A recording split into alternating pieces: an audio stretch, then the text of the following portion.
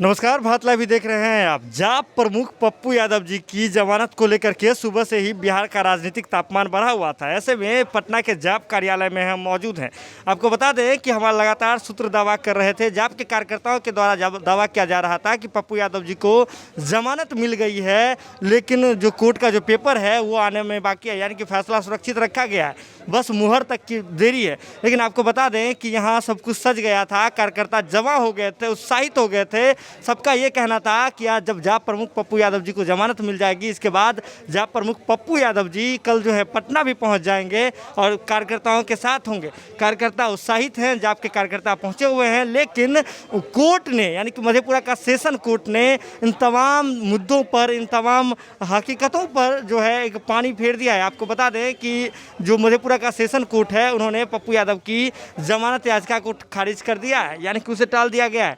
अब जो है सेशन कोर्ट में नहीं बल्कि हाई कोर्ट में सुनवाई होगी। हाई कोर्ट फिलहाल कोरोना मामले को लेकर के बंद है। अब कोरोना मामले के बाद ही, लॉकडाउन खुलने के बाद ही इस पूरे मामले पर सुनवाई होगी। लेकिन बड़ा झटका दिया है मधेपुरा सेशन कोर्ट ने। मधेपुरा सेशन कोर्ट से जो खबर आई है उसके मुताबिक अब जो है पप्पू यादव जी को फिलहाल जमानत नहीं मिलेगी। पप्पू यादव की जमानत याचिका खारिज हो गई है। जाप के कार्यकर्ता मौजूद हैं, यहाँ पे जाप के नेता मौजूद हैं, तमाम लोग मौजूद हैं। हम उनसे जानते हैं कि क्या रुख है उनका, क्या कहना है उनका। उम्मीद बहुत थी लेकिन उम्मीद पर पानी फिरा है, क्या लगता है कारण क्या रहे?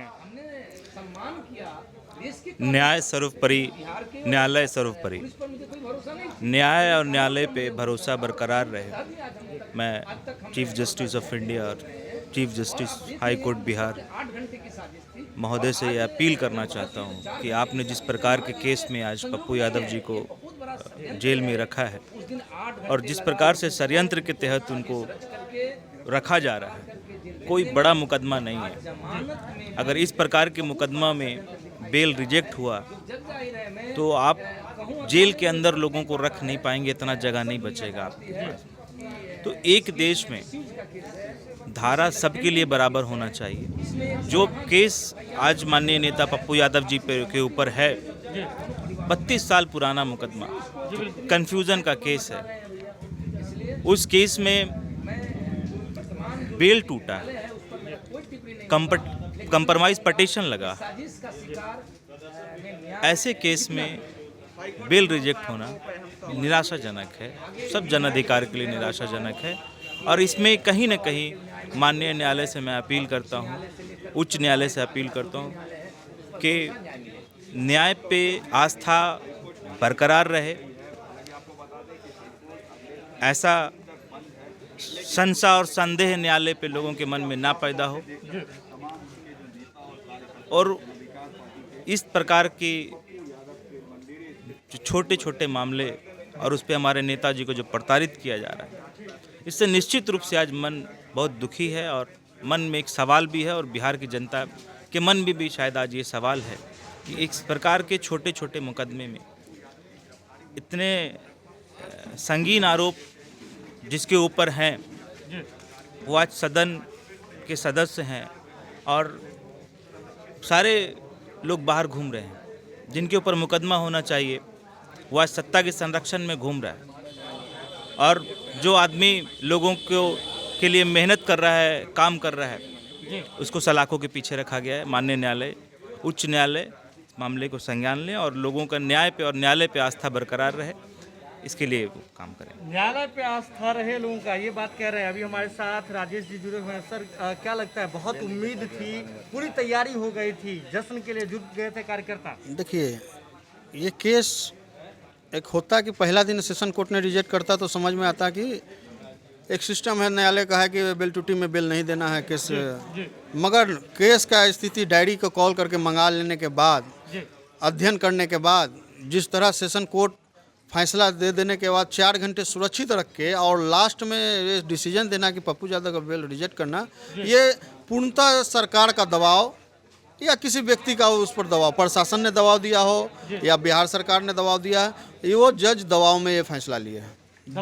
जो ये सेशन कोर्ट ने ये पर जज पर कोई दबाव दिया गया है, तभी ऐसा ये निर्णय आया। अब कारण मीडिया का दबाव हो, प्रशासन का दबाव हो या सरकार का दबाव, अब किसका दबाव हो वो जज साहब ही बताएंगे। मगर ये गलत निर्णय लिए हैं क्योंकि ये कोरोना काल में समय में कोरोना के नाम पर लोगों को बेल हो रहा है, और इस केस का अध्ययन करने के बाद जज साहब को अच्छी तरह से पता हो गया होगा कि ये फर्जी केस है, आज न कल पप्पू यादव को रिहा होना है इस केस में। तो किस तरह बेल रिजेक्ट कर रहे हैं, क्या आधार बनाए हैं वो पता नहीं। अब तो कोर्ट से निकलने के बाद वो आधार क्या दिए हैं बेल रिजेक्ट का, ये कल तक आएगा, तब हम लोग बात पता चलेगा।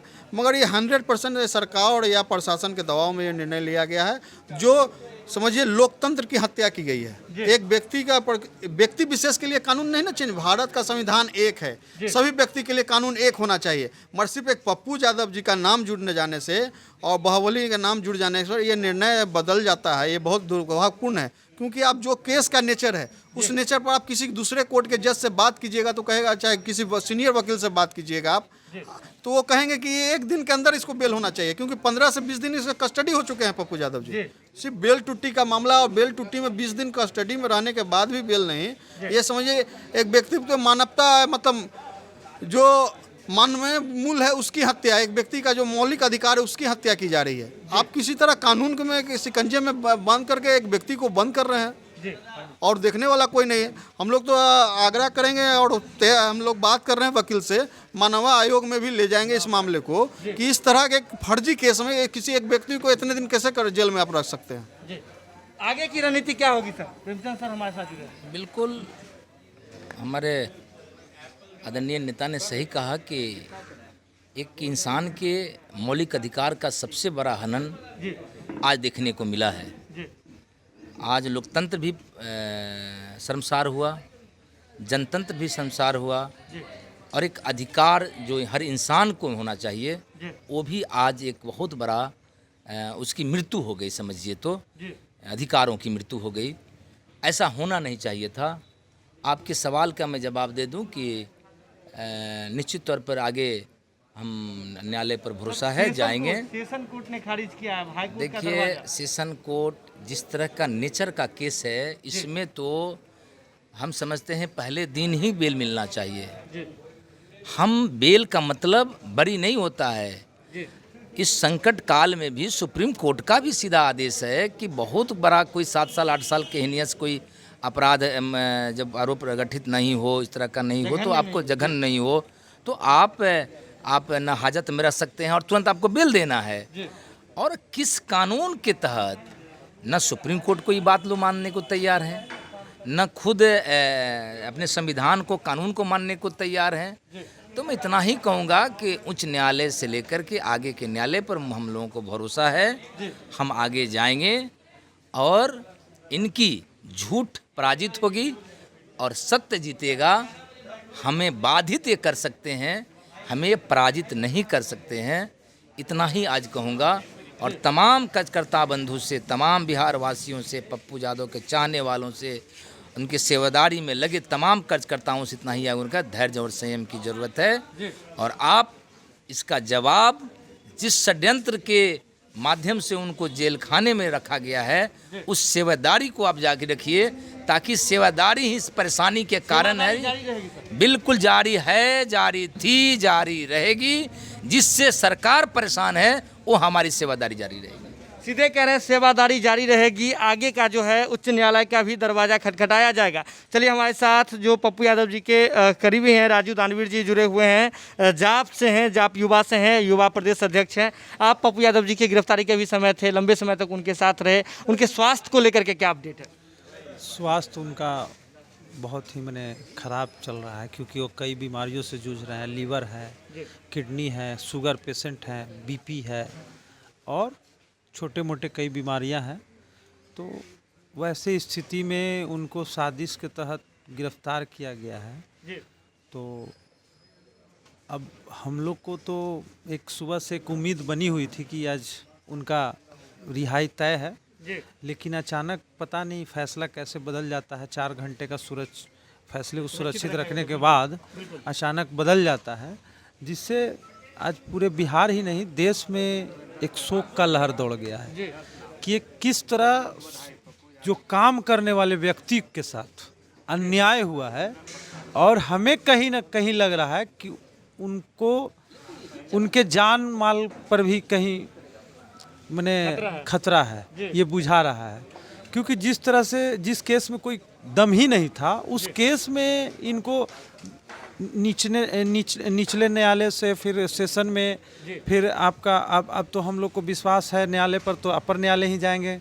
वहीं वहीं तो गर्मी छुट्टी में बंद है। वहीं तो उसमें भी अभी थोड़ा सा देरी है। यानी कि इनको स्पष्ट है कि कोरोना काल में जो ये लोगों के बीच लोकप्रिय थे, मदद कर रहे थे, उनको कहीं ना कहीं रोकने की कोशिश की गई है। लोकप्रियता से सरकार पूरी तरह से घबरा चुकी थी और जिसके कारण इनको और अभी मैंने बिना केस का, बिना वजह का आप अंदर क्यों रखे हुए हैं, आखिर जनता पूछना चाहती है।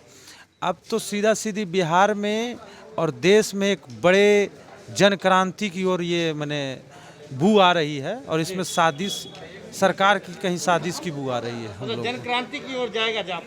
बिल्कुल, हम जाप नहीं जाएगा, जनता का ही कहीं ना कहीं एक मैंने जो उनका सेवा भाव और सेवा दल की जो भूमिका में जनता ने जो देखा, वो कहीं ना कहीं उनके दिल से जुड़ा हुआ था। आप उनके आवाज़ को बंद कर सकते हैं, उनके विचार को ख़त्म नहीं कर सकते हैं। आज वो करोड़ों करोड़ पप्पू यादव है, उनको आप बंद नहीं कर सकते हैं। एक पप्पू यादव नहीं है। हाँ, अब स्पष्ट रूप से हम लोग का जो रास्ता है, हम लोग अभी सभी मिलके बैठ के तय करेंगे क्या आगे करेंगे। और इतना तय बता दें आपको कि सत्य की विजय होके रहेगी और न्याय की भी जीत होके रहेगी।